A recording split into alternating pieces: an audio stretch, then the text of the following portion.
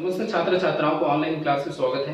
मैं रविशंकर अजगल्ले आज कक्षा 12वीं का भौतिकी पढ़ाने वाला हूँ। चलिए आज स्टार्ट करते हैं। अध्याय है आपका वैद्युत आवेश तथा क्षेत्र। पिछले कक्षाओं में हमने वैद्युत आवेश तथा क्षेत्र के बारे में जानकारी दे चुकी है, ठीक है, तथा इससे रिलेटेड कुछ क्वेश्चन भी देख चुके हैं, जैसे आपका कूलॉम के नियम है, प्रत्यानयन बल आघूर्ण है, ये सब देख चुके हैं। चलिए आज कुछ नए क्वेश्चन चलते हैं, ठीक है। जैसे जल्दी से क्वेश्चन लिखेंगे आप लोग। चलिए जल्दी से क्वेश्चन लिखिए आप लोग। एक समान विद्युत क्षेत्र में वैद्युत द्विध्रुवों को घुमाने में किए गए कार्य के लिए व्यंजक स्थापित कीजिए। चलिए जल्दी से लिखेंगे। एक समान विद्युत क्षेत्र में वैद्युत द्विध्रुवों को मैं भी लिख देता हूं आप लोगों को पूरा क्वेश्चन। एक समान विद्युत क्षेत्र में वैद्युत द्विध्रुव को घुमाने में किए गए कार्य के लिए व्यंजक स्थापित कीजिए। एक समान विद्युत क्षेत्र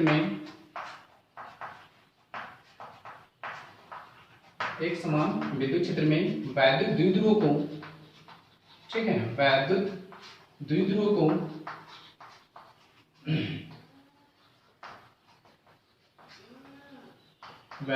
द्विध्रुव को क्या है, घुमाने में किए गए कार्य के लिए व्यंजक स्थापित करना है। घुमाने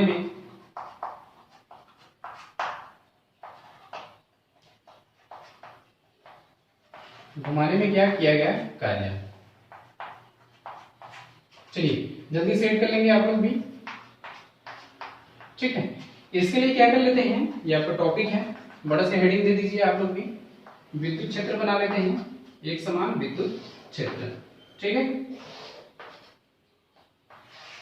चलिए जल्दी से आप लोग भी बना लीजिए। यहाँ पे क्या कर लेते हैं, एक वैद्युत द्विध्रुव ले लेते हैं। चलिए एक बार फिर से क्लियर कर देता हूँ। वैद्युत द्विध्रुव मतलब या तो प्लस की वजह से माइनस की वजह से, मतलब समान परिणाम के जब दो बराबर विजातीय आवेश एक दूसरे से अल्प दूरी पर होते हैं, ठीक है, इनके बीच की दूरी क्या कहते हैं, 12 अल्प दूरी पर स्थित होते हैं, इसे क्या कहते हैं, वैद्युत द्विध्रुव कहते हैं। तो यहाँ क्या कर देता हूँ, ये आपको प्लस क्यू कर देता हूँ, ठीक है, यहाँ पे प्लस क्यू कर देते हैं, यहाँ पे क्या माइनस क्यू कर देते हैं, ठीक है। अब ये मान के चलिए यहाँ तक घुमाए हैं, ठीक है, यहाँ पे भी कर देते हैं प्लस क्यू माइनस क्यू, और मान के चलते हैं इनके बीच में जो बनने वाला कोण है वो आपका क्या है, थीटा है। ये चीज क्लियर है सबका। तो ये सब क्या है, विद्युत क्षेत्र है। चलिए तो माना कि, ठीक है, एक समान विद्युत क्षेत्र में वैद्युत द्विध्रुव आघूर्ण P मानते हैं। माना कि एक समान विद्युत क्षेत्र में वैद्युत द्विध्रुव आघूर्ण P मानते हैं, विद्युत क्षेत्र E मानते हैं, और इस पर बनने वाला कोण थीटा मानते हैं। तो माने कि एक समान, चलिए थ्योरी लिखेंगे आप लोग। माने कि एक समान विद्युत क्षेत्र में वैद्युत द्विध्रुव आघूर्ण P है, विद्युत क्षेत्र E है, और इस पर बनने वाला कोण थीटा है, तो ठीक है। तो हम जानते हैं प्रत्यानयन बल आघूर्ण, ठीक है, प्रत्यानयन बल आघूर्ण। चलिए किसी को याद होगा प्रत्यानयन बल आघूर्ण, टाउ इज इक्वल क्या होता है, टाउ इज इक्वल होता है आपका Pe, ये होता है आपका साइन थीटा। अभी इसी चीज का व्यंजक देखे थे पिछले चैप्टर में हम लोगों ने, चैप्टर नहीं इसी चैप्टर में देखे थे हम लोग, पिछला क्वेश्चन था, ठीक है।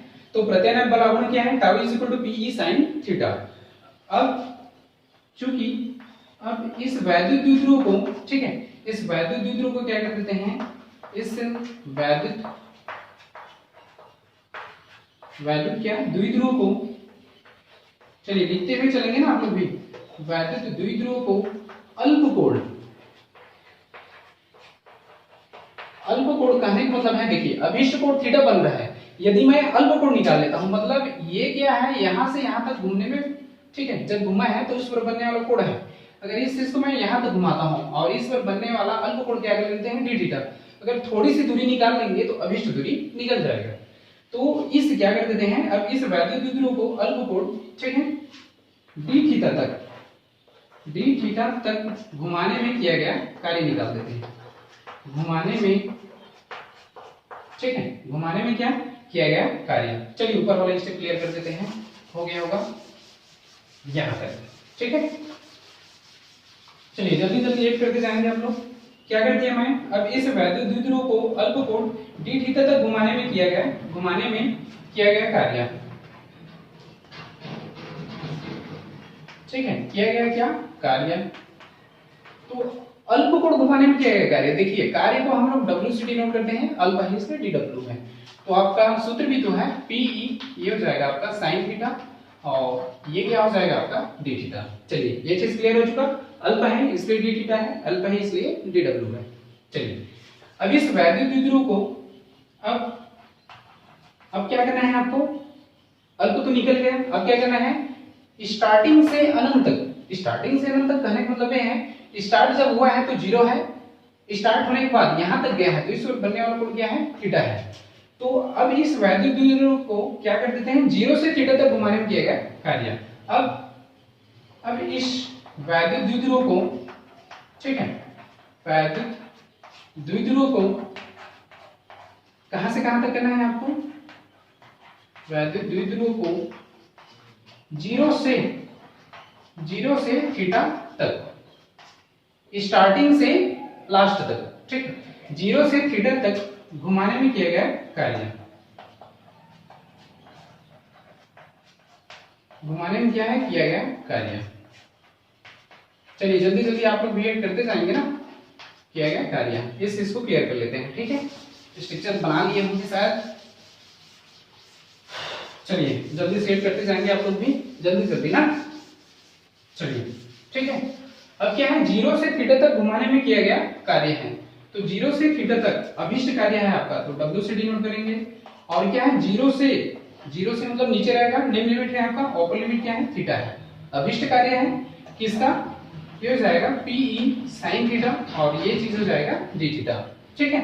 चलिए जो कांस्टेंट है उसको बाहर निकालते हैं इंटीग्रेशन में भी, अभी अभी हम लोगों ने क्या देख रहे थे, अवकलन देख रहे थे, डिफरेंशिएशन, उसमें भी जो कांस्टेंट रहता है बाहर निकालते हैं, वैसे ये भी है, ये हो जाएगा P बाहर हो जाएगा, ये आपका जीरो, ये आपका थीटा और ये क्या हो जाएगा P तो निकल चुका है sin थीटा d थीटा, ठीक है, ये चीज बाकी है आपका। चलिए ये आपका P निकल चुका, ठीक है, sin थीटा का इंटीग्रेशन, ठीक है, क्या होता है आपका माइनस कॉस थीटा, लिमिट क्या है जीरो से थीटा तक। चलिए ये चीज क्लियर हो चुका, एक बार देख लीजिए, P कांस्टेंट है बाहर निकल चुका, sin थीटा का इंटीग्रेशन होता है आपका माइनस कॉस थीटा, लिमिट है आपका जीरो से थीटा, निम्न लिमिट से अपर लिमिट है। चलिए तो W बराबर कितना हो जाएगा आपका, ये हो जाएगा आपका PE माइनस रख देते हैं, अपर लिमिट आपका थीटा है, निम्न लिमिट क्या है जीरो है, तो कैसे मान रखते हैं अपर लिमिट, छोटा सा ब्रैकेट बना देते हैं, ये आपका अपर लिमिट माइनस क्या कर देते हैं निम्न लिमिट, पूरे का ब्रैकेट बंद, ठीक है। अपर लिमिट होता है, अगला है आपका अपर लिमिट माइनस करके होता है निम्न लिमिट। चलिए ये हो जाएगा आपका PE माइनस के अंदर मल्टी कर दीजिए, ये आपका माइनस कॉस थीटा हो जाएगा और माइनस माइनस हो जाएगा प्लस कॉस जीरो, ये चीज क्लियर है सबका, ठीक है। चलिए ये हो जाएगा आपका PE और ये चीज क्या हो जाएगा minus cos theta plus cos zero का मान कितना होता है 1, कैसे में sin 90 का मान होता है 1, तो cos 0 का मान 1, ये हो जाएगा 1। इस चीज को आप लिख सकते हो W is equal to PE और ये ब्रैकेट बना दीजिएगा आप 1 माइनस कॉस थीटा, ठीक है, ये इसका क्या है अभिष्ट व्यंजक है। चलिए जल्दी सेट कर लेंगे, फिर इसका इंपॉर्टेंट पॉइंट भी देखना है आपको, ठीक है। चलिए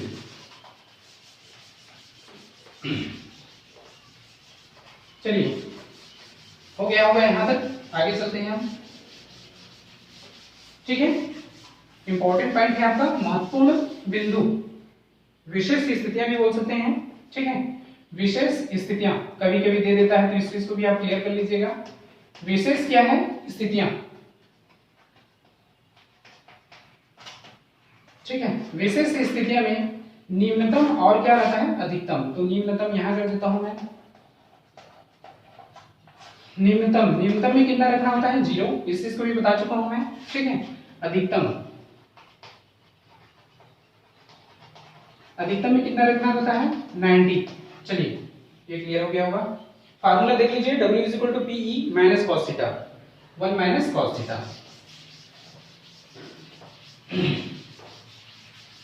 ठीक है।